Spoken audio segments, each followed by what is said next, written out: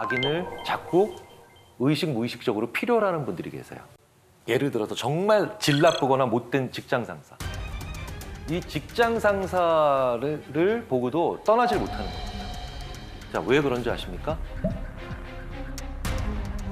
얘가 직장 상사니까 이 사람이 능력은 더 있는 거예요, 나보다. 20대나 특히 30대처럼 청년기에는 굉장히 질이 안 좋고 나쁜 사람인데 불구하고 나의 사회적 경험이 적으니까 그렇게 나이 많아지면서 자연스럽게 가지는 능력이 부러운 거예요. 네. 그래서 이런 경우에 이 사람을 떠나질 못하고 계속 그 사람에게 붙어 있습니다. 이건 정말 안 좋죠. 왜? 그런 인간들은 반드시 이런 질이 안 좋은 직장 상사는 반드시 자기가 저지른 나쁜 짓의 공범으로 나를 만들 가능성이 크거든요. 뭘 모른 척해. 내가 원래 이런 사람인 거 알고 있었잖아. 다 알면서 왜 이래? 네, 이런 사람들.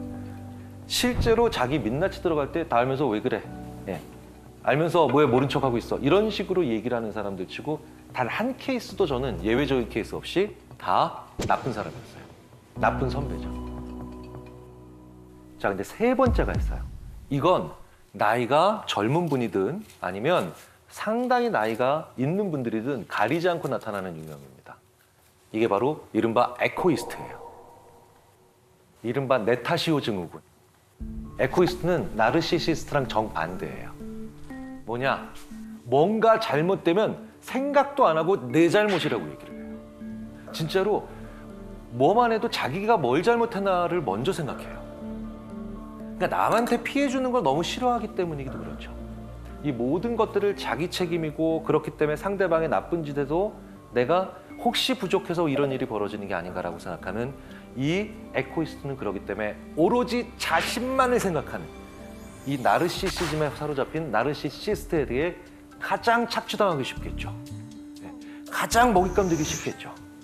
자, 그렇다면 이 크레이그 마르킨 교수가 만든 에코이스트 체크리스트가 준비되어 있으니까 이걸로 한번 우리가 살펴보자고요. 네. 주목받는 것을 싫어한다.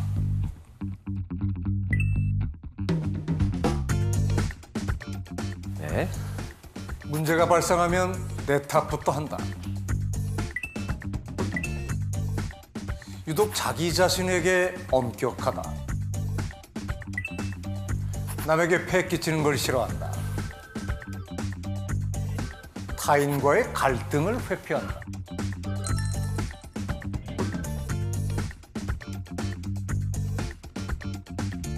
자, 여기서 5개 이상 나온 분들 한번 손 들어주십시오. 네. 네. 보세요. 벌써 한 30%, 20에서 30% 정도 손 드셨잖아요. 내리시고요. 그러니까 크레이그 마르킨 박사에 의하면 이분들이 선하고 양심 있고 착하고 심지어는 엄격한 자기 기준이 있어서 열심히 사는데도 문제는 나르시시스트에게 무언가 착취당할 수 있는 그런 위험을 많이 안고 계신 분들이라는 거예요. 네. 그러니까 이제 보편적이고 그다음에 당연히 정상적인 사람들은 이 에코이스트인 분들을 보면 아, 나보다 더 양심적인 사람이다 라고 생각하면서 위해 주려고 하고 그리고 그분들이 좀 더 잘 될 수 있도록 도와주려고 하는데 이 나르시시스트는 이런 분들을 보면 진짜로 왜 진짜로 와, 속으로 이제 쾌재를 부르는 거예요. 오늘 드디어 하나 발견했다 라고 하면서 이렇게 악인에게 큰 피해를 본 그런 사람들은 원래는 선한 사람들이죠. 하지만 악인한테 상처받아서 후천적으로 또 우리가 또 상황적으로 악인이 되는 경우도 있습니다. 가끔 이런 말 하시는 분들 계시죠. 검은 머리 가진 짐승은 거두는 게 아니야. 그렇죠? 네. 인간은 원래 믿는 게 아니야. 네. 그러니까 이런 분들을 보면 참 그 사람 분들 인생에서 얼마나 많은 악인에게 당한 적이 있을까. 많이 안쓰럽고 측은한데 그런데 이 마음은 진짜 하시면 안 되는 표현이에요. 왜? 걔한테만 악하게 해야죠. 그렇죠? 다른 모든 사람들한테는 잘 알겠지만 너한테만큼은 악하게 할 거야. 이게 더 맞는 자세입니다. 그래서 오히려 내가 악한 사람에게 피해를 당할수록 두 가지를 투트랙으로 하셔야 됩니다. 정말 좋은 사람에게 그리고 소중한 사람에게 더 잘해주셔야 돼요. 그리고 그 힘만큼 그 나쁜 사람에게는 더 냉정하고 그 다음에 강하게 하셔야 돼요. 자, 우리도 때로는 나쁜 짓 할 수 있거든요. 악인이라기보다는 좀 못난 짓을 하는 경우인데요. 그걸 아주 절묘하게 보여준 실험이 있어요. 시카고 대학의 이타성 전문으로 연구하는 엠마 레바인 교수라고 있는데 이 사람이 진짜 제가 봤을 때도 절묘한 실험을 하나 합니다. 이른바 선택적 정직이라는 거예요. 일정 금액을 두 사람이 나눠 가지는 상황이에요. 자, 그런데 1부터 9까지의 숫자가 적힌 카드 중 랜덤으로 하나를 뽑아야 돼요. 뽑았을 때 홀수가 나올 수도 있고 짝수가 나올 수도 있죠. 그런데 홀수를 뽑게 되면 내가 더 많은 돈을 가질 수 있어요. 그리고 짝수가 나오면 상대방이 더 많은 돈을 가져가게 옵션을 선택할 수도 있어요. 그런데 기본 옵션은 뭐냐? 내가 뭘 뽑았는지 얘기 안 하면 돼. 자, 그럼 정리해 볼까요? 어머, 홀수가 나왔어요. 그럼 이걸 공개하면 내가 더 많은 돈을 가지는 거고요. 짝수가 나왔네? 아이고, 이걸 공개하면 상대방이 더 많이 가지는 거예요. 공개한다는 건 솔직히 얘기한다는 거죠. 어떤 거 뽑았어? 몰라. 안 가르쳐줘. 그러면 동시에, 그러니까 양쪽이 다 균등한 금액을 가지는 겁니다. 자, 결과가 어떻게 나왔느냐? 홀수가 나왔을 때, 홀수가 나오면 내가 더 많이 가질 수 있는 거죠. 사람들이 75%가 솔직해집니다. 이게 무슨 얘기입니까? 홀수 나왔다? 라고 얘기를 하는 거예요. 그쵸? 근데 짝수가 나왔어요. 몇 퍼센트가 진실을 얘기할까요? 단 18%만 짝수가 나왔네? 라고 얘기를 한다는 거예요. 선택적 정직이죠. 그쵸? 자기한테만 유리할 때만 정직해지는 사람들이 있어요. 자, 그러면 이렇게 선택적 정직이 우리 사회에 많아지면 결국은 뭡니까? 정직하다라고 뽐내면서 사실은 이기적인 사람들, 그런 사람들의 수가 더 많아지겠죠. 그러면 선택적으로 정직하지 않고 자기한테 불리해도 정직할 수 있는 사람들에 대한 우리가 존경과 예우가 있어야 되죠. 그 사람들이 누구예요? 대부분의 경우 내부 고발자 아닐까요? 그래서 꽤 많은 심리학자들이 그 사회가 내부 고발자를 대하는 자세를 보면 그 사회의 수준이나 정의의 정도를 알 수 있다라고 얘기를 하는데, 그런 면에서 우리는 정말 아직도 좀 갈 길이 있다는 생각을 좀 합니다. 세 번째로 우리가 악해질 때가 의외의 순간이 있어요. 자, 이거 그냥 지나갈 수 없죠. 준비하십시오. 자기도 모르게 못난 행동 나와서 정말 민망해졌다.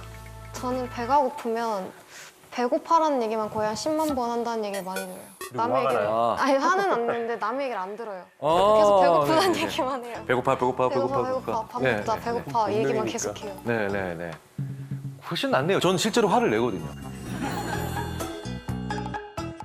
근데 또 반대로 해서 전 배부르면 바로 온순해져요.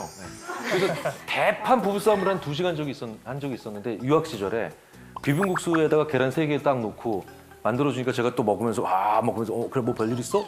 바로 풀어지니까 그날 밤 제 아내의 일기에 적혔더라고요. 단순한 것, 딱 이렇게. 대부분 사람들이 못난 짓 할 때 나중에 이제 이런 느낌이죠. 아, 내가 그때 왜 그랬지? 바보처럼. 대표적인 게 바로 그게 지쳐있을 때입니다. 지쳐있으면 사람들이 자주 했던 못난 행동, 즉 습관, 사실 좋은 습관도 마찬가지지만 습관이 나오거든요. 그래서 사람들이 지쳐있을 때 면접 들어가면 그렇게 습관들을 보여줘요. 오후 3시 넘어서 면접 들어온 이 지원자들은요, 이성과 논리는 멀쩡한데, 그래서 대답은 잘하는데 진짜 특이한 행동들을 보입니다. 10명 중에 3명이 들어오자마자 다리를 꽈요. 이게 이분들 습관이에요. 10명 중에 2명이 들어오자마자 턱을 대고 자기가 면접을 진행해요. 10명 중에 1명은 나가면서 불을 끄고 나가요. 이게 습관이에요. 그건 예의 바른 거 아니에요? 이건 좋은 습관이네. 좋은 습관이네요. 좋은 습관이네요. 네, 못난 짓이 아니네. 절대 안 우리나라에 왜 보복운전, 난폭운전이 많으냐? 지쳐있는 상태에 들어가서 운전을 하기 때문에 그런 행동들을 누르지를 못하는 거예요. 보통 회복 탄력성이라는 게 있어요. 회복 탄력성 좋은 사람이 진짜 좋은 사람인 게 왜냐? 이 사람들이 나쁜 짓을 잘 안 해요. 회복 탄력성이라는 게 뭔가요? 좌절이 일어나도 다시 좀 올라오는 거죠. 근데 회복 탄력성이 떨어지는 사람들은 그러니까 뭡니까? 한번 좌절이 오거나 실패를 하게 되면 더 이상 올라갈 수 없을 거라고 생각하니 거기서 부정한 일이 저질러져요. 지쳐있을 때 비윤리적인 일들이나 아니면 나쁜 못된 짓들이 나오잖아요. 그러면 회복을 잘 시켜야 되는데 회복이 잘 안 된다는 느낌이 언제 만들어지느냐? 시간이 없다. 기회는 없다. 특히 한국 사회는 너무 시간이 없다라는 얘기를 많이 해요. 너무 기회는 마지막이라는 얘기를 많이 해요. 네. 저는 이거의 가장 대표적인 게 바로 대학교 들어가는 나이를 만 19살로 못 박아놓고 그리고 난 다음에 19살 넘어서 20살에 들어가면 one fail, 재수예요. 재수가 영어로 번역도 힘들어요. 재수를 영어로 표현하기가 되게 어렵다니까요. 우리가 너무 피로했다는 거 한 번쯤 생각해 볼 필요가 있죠. 화내는 거 제가 말씀을 드릴게요. 저도 이제 부부싸움 뭐 많이 하고 아이들한테도 많이 하는데 결국 화낸다는 거, 부부싸움도 화내는 거죠. 저는 부부싸움 할 때 늘 거울을 등집니다. 저는 거울을 등짐으로 인해서 제 아내는 저랑 싸우면서 거울을 저한테 화내는 자기 모습도 보게 돼요. 사람들이 자기 화내는 모습에 되게 낯설어해요. 이런 경우 있어요. 프로야구 선수인데 꽤 된 얘기거든요. 저랑 친한 어떤 프로야구 선수 몇 분이 자기 상담받아야 될 것 같다고. 그래서 왜? 그랬더니 내가 봤을 때 내가 너무 미워. 스포츠 신문에서 심판한테 항의하는 자기 모습이 이틀 연속 나오니까 그걸 보면서 자기가 봤을 때 너무 끔찍하더래요. 이런 놈이 다 있나? 자기가 화내는 모습을 거의 본 적이 없어요, 사진 속에서. 셀카 찍을 때 기분 좋을 때 찍잖아요. 좋은 데 가서 기분 더러워, 셀카. 이거 없잖아요. 이건 없다고. 예. 그래서 되게 낯설고 어색하고 그리고 심지어는 혐오스럽기까지 하죠. 실제로 악성 민원인들이 자꾸 와서 말도 안 되는 얘기하는 창구 뒤에 바로 민원인 상대하시는 분의 뒤에 거울을 놓고 효과를 본 경우도 있고요. 그러니까 화를 낼 땐 자기를 안 보기 때문에 그렇죠. 그래서 말을 나 중심으로 하시는 게 중요해요. 너 왜 그랬어?가 아니라 네가 그러니까 아빠는 화가 나. 네가 나를 화내게 만드는 게 아니라 아빠는 화가 나라고 얘기를 하시는 게 더 나아요. 나 중심으로 얘기를 하는 거죠. 그러니까 상대방의 원인 제공자처럼 상대방을 자꾸 만들면 계속해서 원망만 많아집니다.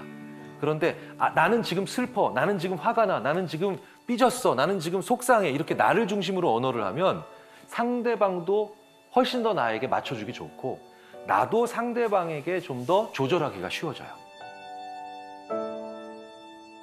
그렇다면 이제 이 악인에 대해서 우리가 어떻게 하면 악인에 대처할 수 있는가 이런 걸 좀 생각을 해봐야 되죠. 그렇죠? 악인은 양심이 없습니다. 양심이 없으면 악인이라고 하는 거예요.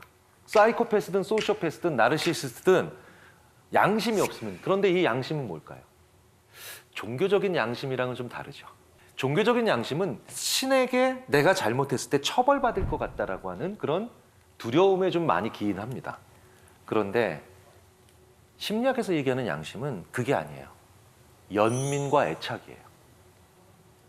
그러니까 애착과 양심이 없는 사람들을 알아봐야 되는데요. 우리가 왜 그들에 대해서 알아야 되느냐?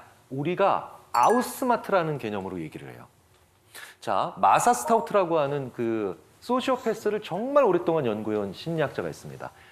아우스마팅 더 소시오패스 넥스트 도어. 그들보다 더 똑똑해져야 돼요. 그들보다 더 많이 알아야 돼요. 그들에 대해서. 그래야만 그 사람과의 관계를 판단할 수 있고 내가 그 사람이 나한테 오는 걸 막을 수 있으니까요. 그럼 무엇이 제일 중요할까요? 가치 판단을 할 줄 알아야 됩니다. 그러면 가치 판단을 한다는 게 무슨 뜻이냐? 정의를 내려보는 거예요. 우리는 너무 정의 내리지 않았어요. 도대체 성공이라는 건 당신한테 어떤 식으로 정의되나요? 그런 얘기를 생각해보지 않았다는 거예요. 그저 돈을 많이 벌려고 하고 그저 승진을 하려고 하고 그저 상을 타려고 합니다. 당신한테 승진이라는 건 뭔가? 나한테 공부라는 건 뭔가? 이런 나에게 그런 정의가 있어야만 결국 그 정의를 통해서 다른 사람의 정의와 만나고 그리고 더 개발되고 그 다음에 더 성장하면서 그 정의가 계속해서 다듬어지면 그게 바로 뭐냐? 가치관이 되고요.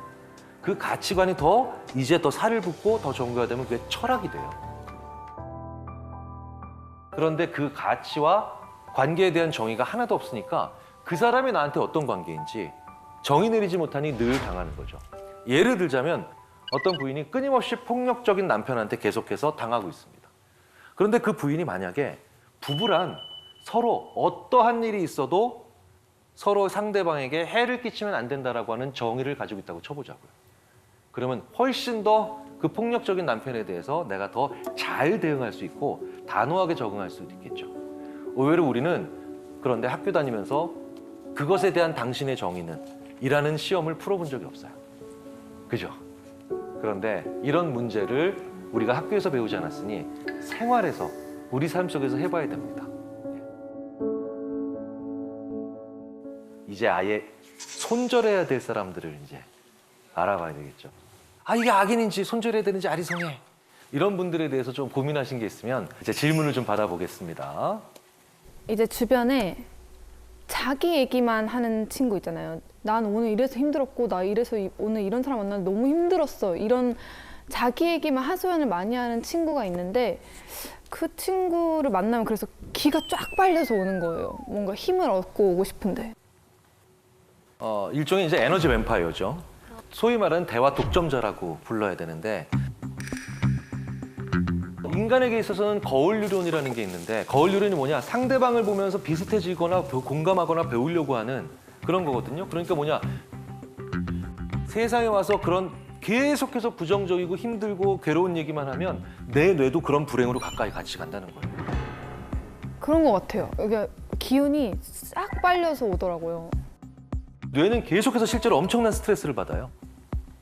그래서 사실은 친구 관계라면 너무 행불행에 관련된 얘기를 많이 한다는 것 자체는 좋은 건 아니에요. 사실 친구들끼리 있을 때 시시껄렁한 얘기, 쓸데없는 얘기, 무목적인 얘기, 의도 없는 얘기, 싱거운 얘기. 사실 이런 걸 할 때 사람들이 굉장히 리프레시가 많이 됩니다. 사실 친구들은 왜 만나는 줄 아세요? 장난치려고 만나는 거예요. 근데 그런 얘기 하잖아요. 우리 친구들 만나면 야 우리 좀 도움되는 얘기 좀 하자 막 이러면서. 그럼 관련부나 자격증 소지자를 가는 거예요. 왜냐하면 친구는 서로 교훈을 주려고 만난다기보단 서로 장난치려고 만나는 게 기본적인 겁니다. 장난을 치지 않는 인간들은 필연적으로 애착과 창조 두 가지를 다 망가뜨려요. 아무리 부부싸움을 심하게 해도 그 부부가 서로 장난을 서로 치잖아요. 그 부부는 오래 살아요. 근데 아무리 우리들은 서로 사랑해라고 해도 장난 안 치는 부부들 있잖아요. 위험한 거예요. 친구들도 마찬가지예요. 친구들끼리 앉아서 무슨 100번 토론할 거예요? 네. 뭐 시사 저널, 시사 토론할 소소한 싱거운 얘기를 하라고 만나는 게 친구예요. 사실은 손절이라는 표현보다는 가급적 멀리하세요. 가급적 멀리하시는 게 제가 보기에는 더 좋습니다. 네, 감사합니다. 네. 제가 보기에는 그저 착한 사람인데 가식적이라고 욕하는 친구 혹시 그건 무조건 손절. 착하다는 이유로 더 괴롭히는 애들이 있어요. 이건 진짜 나쁜 애들이에요. 소시오패스에 거의 준하다고 저는 봐요. 왜냐하면 소시오패스가 특히 권력지향적 소시오패스가 제일 싫어하는 사람들이 바로 뭐냐? 착한 사람이에요. 왠지 아세요? 자, 권력지향적 소시오패스들은 뭡니까? 힘을 잡는 게 최고의 정직이에요. 예. 그런데 사람들은 자기 생각과 반대 생각하는 사람을 위선적이고 거짓말쟁이라고 하잖아요. 그래서 이런 유형의 소시오패스들한테는 가장 위선적인 게 착한 사람들이에요.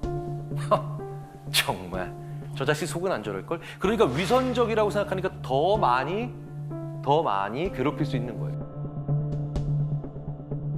힘이 약한 사람을 괴롭힌다? 나쁜 짓이죠. 근데 착하면서 힘 약한 사람을 유난히 더 갑질하거나 괴롭힌다? 이건 진짜 질이 안 좋은 인간입니다. 예, 이건 끊어내셔야 돼요. 이건 끊어내셔야 돼요.